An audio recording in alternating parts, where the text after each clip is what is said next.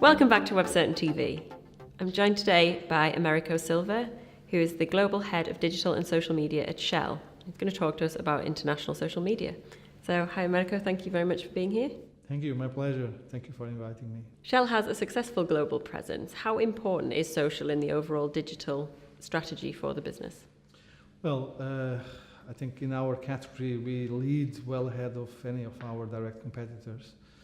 Number of followers, number of likes, and I think in terms of engagement and reach of our activity. So I'm very proud of that. At the same time, my category is not really by benchmark for success, because that's our audiences. They don't judge Shell work and Shell content based on what they see from our competitors. They judge that based on their overall digital experience. So that's my benchmark, is the ones that do the best in digital today. So social is very important, I think, for everyone that works in marketing or in communications in general, or in business in general. I think today there is not one company, one area of business that can say that they win without winning in social and in digital. So that's very much the way we look at it, is we want to win. Yes, Shell is number one in many activities. And to be number one, we also need to be number one in digital and social. Yep. So that's really our biggest benchmark, and the way we look at it is really we need to win in this space. We don't have any doubts about that. And what are the main goals of Shell's social strategy? What do you ideally, really want to achieve with that platform? Well, the main goals is really to engage with the multiple audiences that Shell has, and being a branded house with many different areas of business, many different audiences, all under the same Shell brand, it's quite complex. And it's very different from a fast-moving consumer goods in one particular product category brand. In our case, it's really, really complex. So we have multiple businesses, multiple geographies, multiple types of audience, since the consumer that fills up in the Shell station every day, up to doing business with governments in certain countries. That is the range of our audiences. And then in the middle of it, we have a big business-to-business area, again with multiple audiences, different types of business-to-business.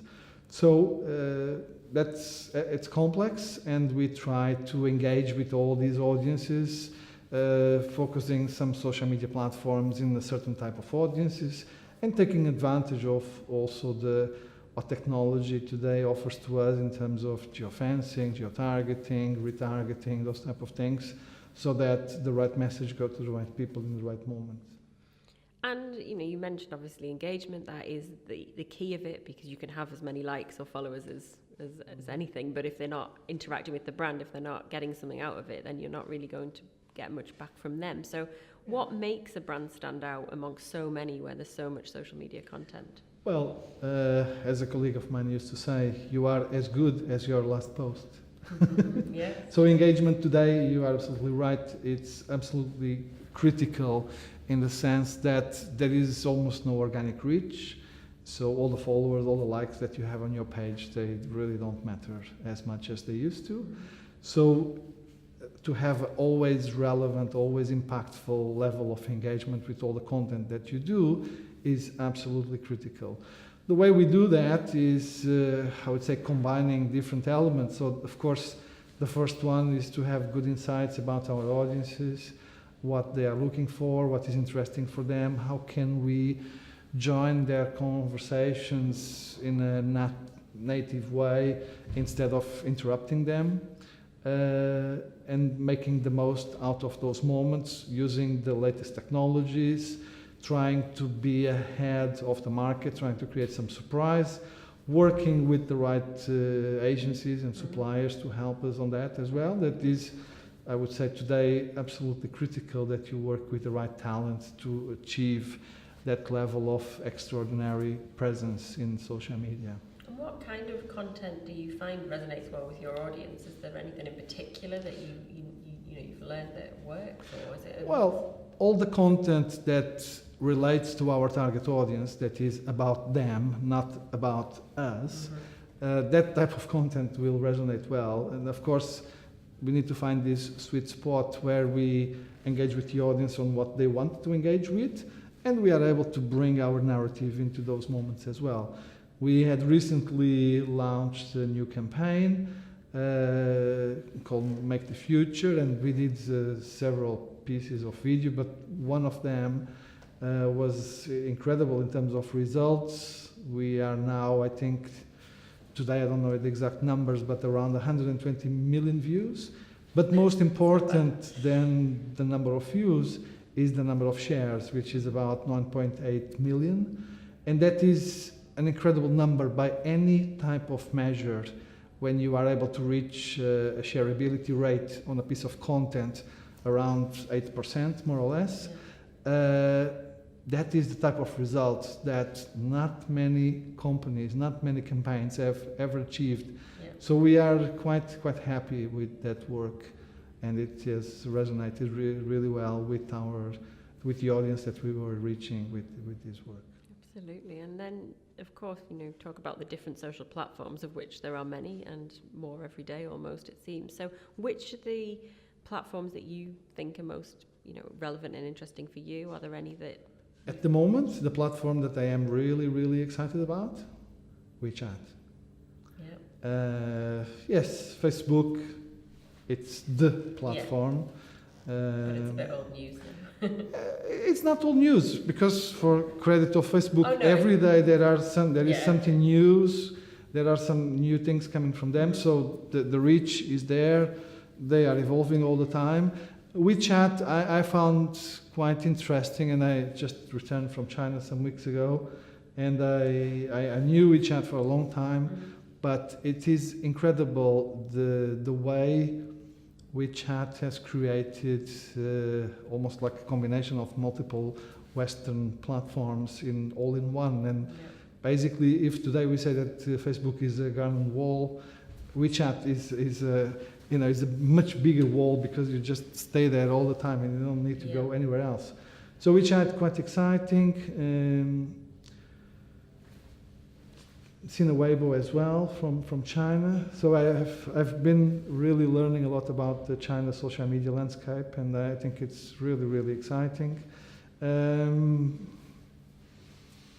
Live streaming also quite good. We have done a lot of work around live streaming. LinkedIn is always a must-have. I like Reddit very much as well. I still look forward for our first project with Reddit. It's going to happen sooner or later. Yeah. But I like Reddit very much.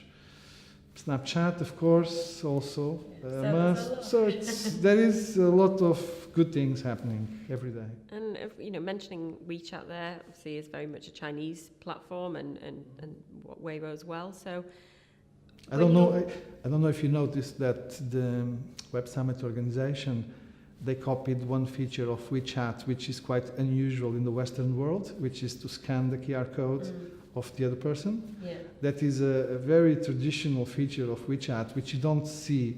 QR codes are in Asia, aren't they? Especially in China, everyone is obsessed with QR codes. Yeah. But in the Western world, you don't see that. Yeah. But here, they were clever to implement that quite quickly. It was an update of the app, I think, on the first day or day zero. Yeah. They were really good. So, mentioning WeChat and talking about China as a different market with a different platform, different platforms than we would use in the West. Obviously, when you are running international campaigns, that's one of the big challenges, understanding the platforms that are actually used by each country that you're targeting. And there's other challenges as well, language, culture. How do you approach the kind of internationalization of social media? Is it something you find easy to scale but possible to scale, or is it something you have to target very much at each market? It's complex, multiple languages, multiple behaviors. The way people use the platforms, even if the same platform, sometimes it's used in different ways. The content, of course, to do translations and these type of things sometimes just doesn't work. To have subtitles on a video on YouTube that runs in Thailand, guess what? Doesn't work very well compared with the original version in English, for example.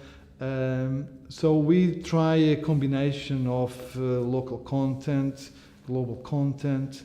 depends very much on the audience. I would say the closer we are to the final consumer, or to the business to consumer, the more local it tends to be. The more business to business driven, the more global it tends to be, because those type of audiences, they tend to, English is, they are all very common, very used to English.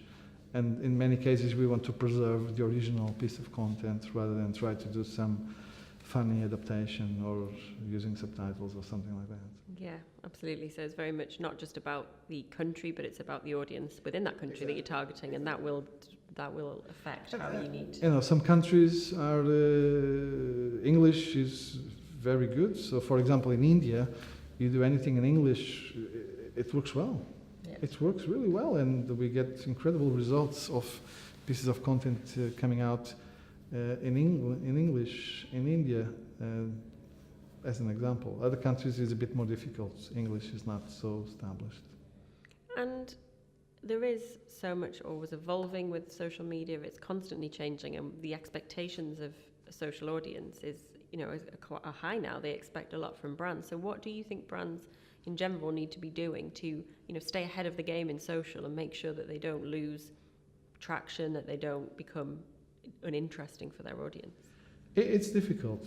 The reality out there is that the consumer expectations, they move sometimes much faster than the way brands are able to answer to those type of things, or to anticipate those type of needs. The internal structure of big companies, they don't move in real time with the consumers. So and I was just discussing about mobile and mobile apps, mobile web, how those two worlds will interact so close in the future. And today the way apps are developed inside many companies is by a team that just develop apps, and the web is managed by a different team that manages the web, even if it is mobile web. When these worlds are just merging, but the internal structure hasn't merged yet. So that's the type of challenges that brands face sometimes, not because they cannot anticipate those trends, or they are not able to predict them. Sometimes it's just difficult. You have some legacy structures and things like that make that job a bit difficult. But I think all the brands that want to make an impact and want to be relevant for their audiences, they need to be ahead of the game, and they need to be able to surprise and delight their audiences with some great content that in some cases the audiences are not expecting at all. So quite a challenge for brands, but something that if you get it right can produce really great results. Amazing results. Yeah, it's about getting things right. And in some cases you need to try multiple options, and there will be some options that will work better, and those are the ones that you need to invest further. But don't be afraid to try, because if you don't try, you don't know what works. Yeah, if you just play the safe bet, then you are just on average, and to be on average is not enough to win. Great, well that's I think good piece of advice to finish on. So thank you very much for sharing with us today. It's Thank great you. to talk to you. My pleasure. Thank you very much. Thank you.